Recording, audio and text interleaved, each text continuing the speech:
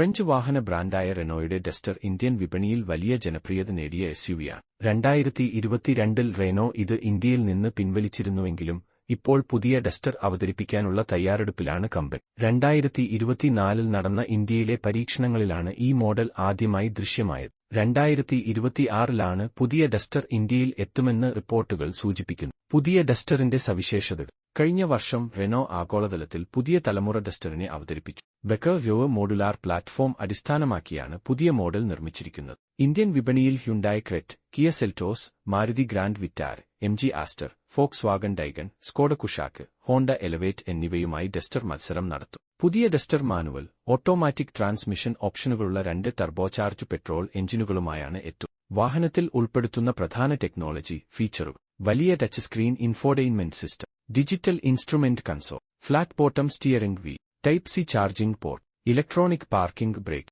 Wireless charger, ഡയറസ്യൂട്ട് ദെഡാണ്. പുതിയ ഡസ്റ്റർ മെച്ചപ്പെട്ട സാങ്കേതികവിദ്യയും സുരക്ഷാ ഫീച്ചറുകളും ഉൾപ്പെടുത്തി വരുന്നതിനാൽ ഇന്ത്യൻ വിപണിയിൽ ശക്തമായ തിരിച്ചുവരവിനുള്ള സാധ്യതയുണ്ട്. എങ്കിലും വിലയും പരമാവധി ഫീച്ചറുകൾ ലഭ്യമാക്കുമോ എന്നതും ഡസ്റ്ററിന്റെ വിജയത്തിനുള്ള നിർണായക ഘടകങ്ങളാകും.